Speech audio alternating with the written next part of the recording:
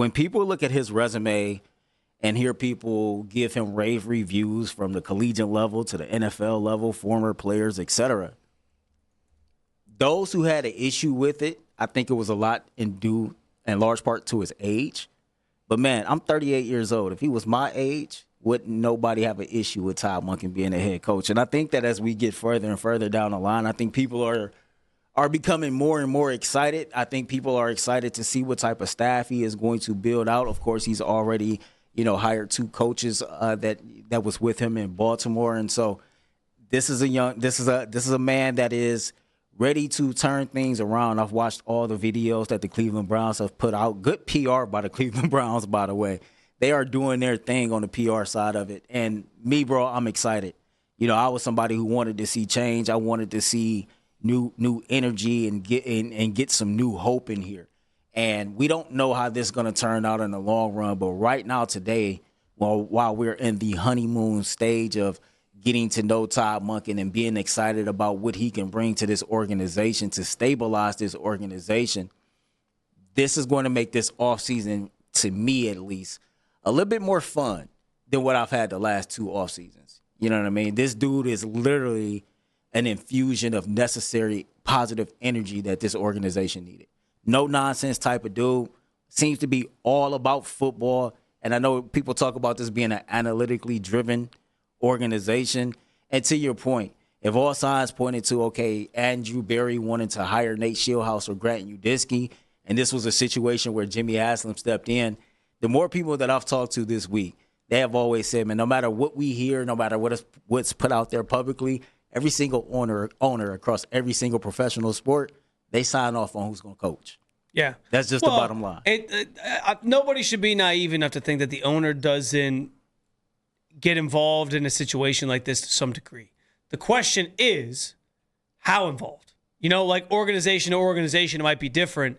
I saw there was a clip, I forget the guy's name who covers the Ravens for ESPN, but he was doing a hit from Mobile, and Steve Bisciotti, like jumped in and like started talking to him in the background, like he was talking to him on the air on ESPN, and he asked him while he was standing there, like, everyone wants to know, like, how do you feel about Jesse Minter, whatever? And they started talking, and they were like, how, did you make this decision? And he was like, nope, I signed off on, like, so he kind of said, like, yeah, he brought it to me, and I was like, I like it, let's do it. So I bring that anecdote up just to kind of point to the fact of, like, yes, every owner gets final say. Every owner is going to say, like, who do you think? And share their opinions on a potential candidate, I'm sure.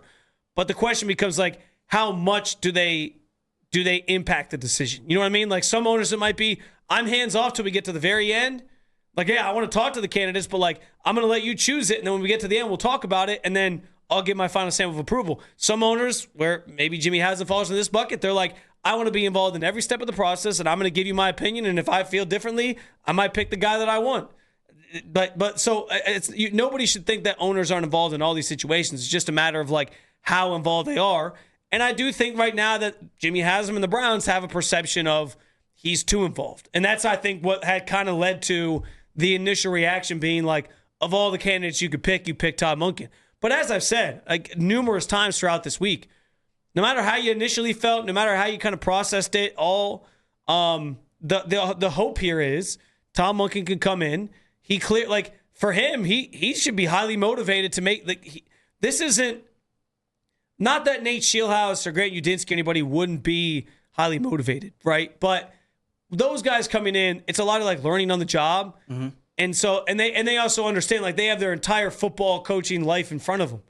With Todd Monken, like, he hasn't been a head coach in the NFL ever. This is his first shot. It probably is going to be his only shot. If it fails, he's not going to get another head coaching job at 61, 62. So he is certainly going to come in highly motivated to try and prove that he was passed over all these times, never got a shot, and that he can do this at a high level. And that's what I think people need to keep in mind. Like, be positive about it. There's reasons we should be excited about this. The Ravens offense last 3 years was top of the league in a number of areas. I got the numbers, man. Over 27 points a game over 3 seasons. over 166 rush yards per game over 3 seasons, over 222 pass yards a game over 3 seasons, over 70 rushing touchdowns scored, over 90 passing touchdowns scored. So they were number one in rushing 2 out of the 3 years. And overall during this tenure there, 43.6% conversion on third down. So this is a guy who, and we're going to get into his offensive system a little bit later into this show,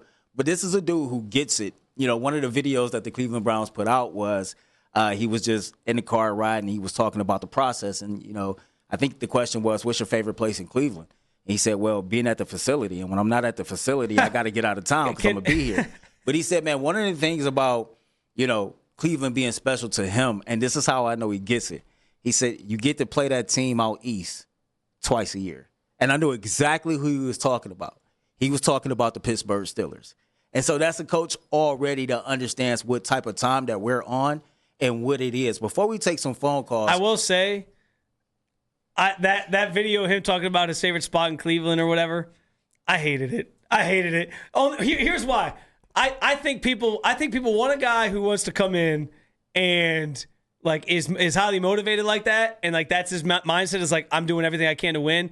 But I also think they want somebody who's like real. So to me, it was like, just answer the question. Just be like, hey, yeah, I used to eat at this spot. That's where I gotta push back. It felt like he was trying too hard. To me, I felt like that was very authentic and very real because, again, I'm going off the information that I know from people who know him personally. He's a straight shooter. He's a no-nonsense guy. And so the way he answered the question and how he went about his business, I thought it was very authentic. And to me, that's setting the tone early on. This is who I am, and this is what it is. I'm not going to give you some drawn-out fancy answer, my favorite restaurant or my favorite like place to go see visuals. To me, that was the dude keeping it 100 about what he authentically feel. Yeah, I get it. If you see it different, you see it different. I'm not knocking you for it, but you see it different. I'm not saying he isn't a football guy and he's not. You know, he isn't like nose to the grindstone. It didn't seem fabricated to me. I'm not even saying it was fabricated. I just feel like it felt a little try hard, and I want some authenticity out of my coach where it's like, yeah, you can answer a question like that just normal. You ain't think that was authentic? I'm not saying it wasn't him trying to like live in the moment of like, I'm just extra excited to be here and like I just want to work. I thought that was him answering the question. But I just feel like when somebody asks you a question like that, you can just be like, yeah, you know, there was a spot we used to go as coaches when I was here in 2019 that we loved to eat at. What you just answer one question. Okay, put it to you this way. I just think that's more like it makes you more relatable is a good way to put it. But that's what you want him to do. You want him to be that way instead of allowing him to answer it the way he is. This is a guy that's brand new to this situation. Like we can't already be like, okay, well, he should have did it this way or he should have did it this way. Let him set the tone of introducing himself to us through his actions and his words. And as we just study him and get to know him, you will see what's real and what's not. But again, this is just me going off the information of people that I know who know him personally. No nonsense, straight shooter. So he doesn't strike me as a guy that will, you know, just try to figure out the politically correct thing to say. That's just my opinion. I don't even think it's about being politically correct. I thought nothing was wrong with the answer. I just think like it's good to have a coach who obviously wants to work, and I like that. But I also want a coach who can just be like, you know, a straight like he can be like everyone likes the idea of a coach that like you can have a drink with, right? So that's kind of when you're answering a question like that, it's like, all right, if I was getting a drink with Todd Monken, where would he take me? Where would he want to go? He'll probably take you to his office, put out a bottle of bourbon, and have a drink with you while talking football. Nobody wants to talk X's and O's, though. They just want to like, hey, let's just go have a drink and talk about life. I don't know. Dan Orlovsky had a statement, and he had an opinion about, you know, how the Cleveland Browns landed on Todd Monken.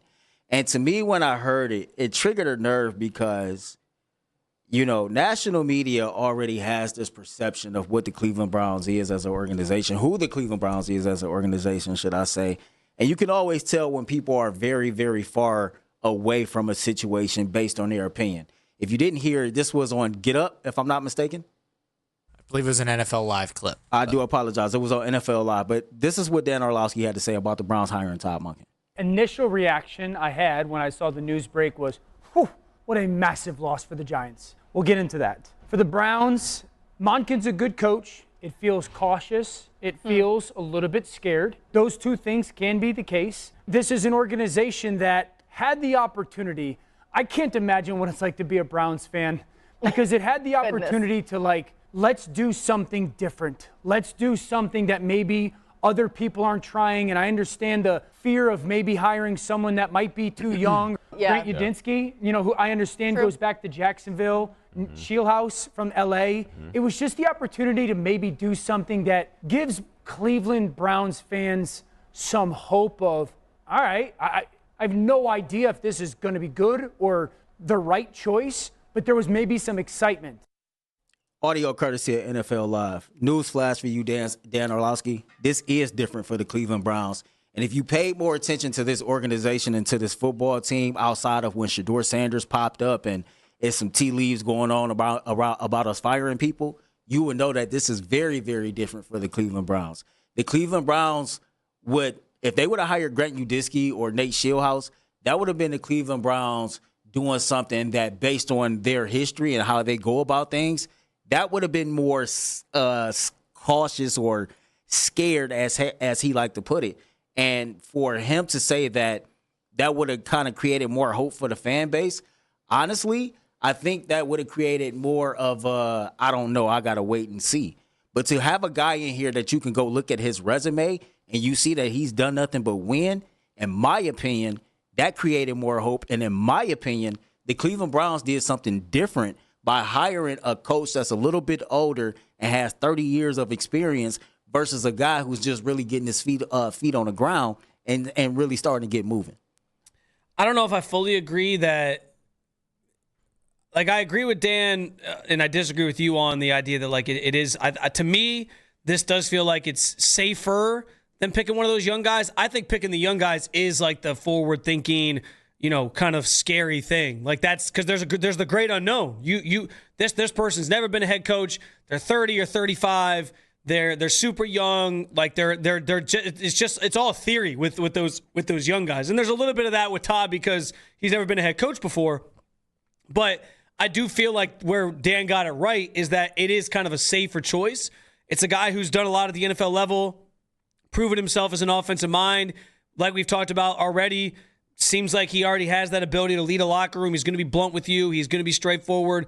There's videos of him, leading meetings and things that are encouraging. So, like, you feel like that part of it's there. So from that standpoint, I do feel like it is a safer choice. But I do think Dan is wrong in trying to say that, like, the Browns had to pick, like, the exciting thing. Like we talked about, I wonder how much they leaned into the idea that Todd is somebody who can lead a meeting and lead that locker room, and we kind of know what to expect there. And with these young guys, you didn't know that, and so yeah, it's safer, but it is still. But here's the other thing: while it's safer, it is still different too, because it's a first-time head coach who's going to be 60 in 5 days or whatever it is. So it's like it is still something different. But it also is, I think, the safer the picks because you have a bigger picture of who Todd Monken is as a coach. But that's okay. Like, I don't think this has to be some – it might not work out. And it might be we're revisiting this and saying, like, Andrew Berry's getting fired and Todd Monken's getting fired and Jimmy Haslam has egg on his face again. That could very well happen. When you say that could very well happen, not to cut you off, but, like, when? Like next year? I mean, I don't know. I don't think this is a one-year thing. I'm going to be honest. If we are talking about a head coaching search next year, I would not be surprised. I'm not saying it won't work. And my Spencer German body language, 3 years. 3 years. Okay. I mean, no, listen. Minimum 3 years. That's fine if you want to throw that out there. But, like, also history says with Jimmy Haslam as the owner. Recent history says you get 6 years. That's one coach. That's recent history. That's one coach since the team came back that's gotten more than like two years. You are absolutely right. I'm just saying. But that's the most recent history we got. Listen, I'm not saying it won't last longer. I'm just saying if I'm not even predicting he's gone next year. That's not what I'm trying to say here. I'm just saying if we're sitting here, I mean, maybe not January 31st, but like we're sitting here January 10th, and we're talking about the Saturday, whatever that first Saturday is after the season ends, and we're sitting here talking about another head coach and a potential another head coaching search, I, for one, would not be surprised at all. I hope it doesn't work out that way. I hope it does work out. But I'm just saying, like, it's to be determined because we don't know how he's going to fully be. But I think there is certainly reasons to be encouraged by what he can bring to the team. Random thought, because I don't know if me and you talked about this. Don't you find the irony that how us included and everybody else thought this thing was going one way? Isn't it kind of ironic that the Browns went the direction more of a football guy than an analytic guy the moment that Paul DePodesta was no longer a part of this organization?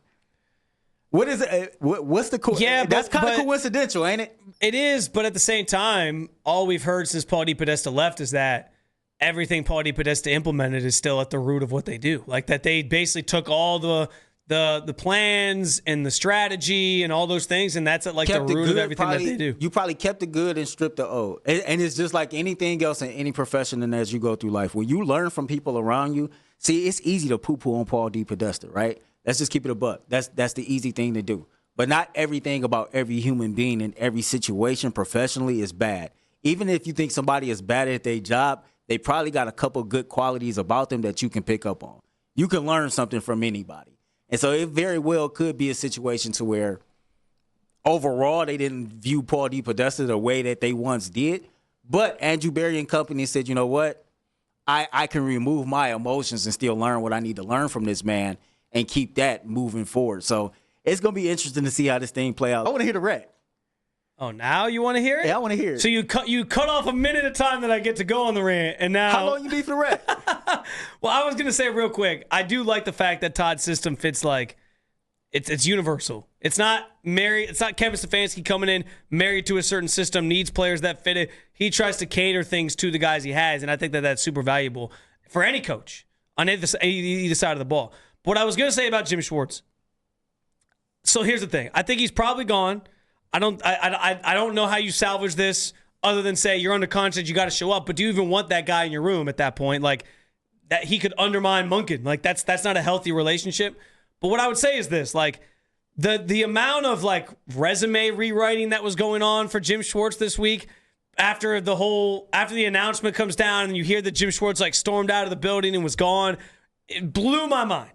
Absolutely blew my mind that people were out here trying to act like Jim Schwartz was this just like run-of-the-mill defensive coordinator and anybody can do what he did. May I remind you, like the one thing I kept seeing people throw out, oh, anybody can have Myles Garrett and Denzel Ward and put together a good defense. Guys, the defensive coordinator before Jim Schwartz got here had those guys, and his defense was garbage. They were like they were bottom third in football. They were giving up chunk plays to the Jets in crunch time with under 2 minutes to play, to Joe Flacco and the Jets to lose football games. Like that defense stunk out loud. And then Jim Schwartz came here and he put guys in the right position to be successful. And that defense has been one of the best in football 2 out of the last 3 years. And it's not like he's only done it here. He had great defenses in Philly. He had great defenses in Buffalo when he was in Buffalo that one year. I even remember, I think, some of his defenses in Detroit being pretty good. Like, the idea that Jim Schwartz is just some, like, average DC, had a lot of talent to work with. He did have a lot of talent, I'll give him that. But, like, here's the thing. Putting guys in position to be successful is also part of coaching. Does he get no credit for, like, anything that Carson Swester did this year? Does he get no credit for, like, developing guys like Devin Bush and, like, Tyson Campbell coming in via trade and all of a sudden fitting right into the system that they're trying to run? What he did, you can say it's a pretty easy system and blah, blah, blah, blah, blah. Guys, he put guys in position to be successful. He's a really good defensive coordinator. 2 things can be true. I said from the start, the Browns cannot be afraid of losing Jim Schwartz if it's going to prohibit them from hiring the best coach. If they think they got the best coach and that cost them Jim Schwartz, so be it. You live with that. But at the same time, to just act like because he's on his way out the door that, oh, this guy's really not that good anyway, he's just an average DC, absolutely asinine take. I am not going to stand for that because the guy is a great defensive coordinator. Let's be fair here. The Browns didn't have to cater their search just to Jim Schwartz, but they also, you need to realize that this dude's a good defensive coordinator.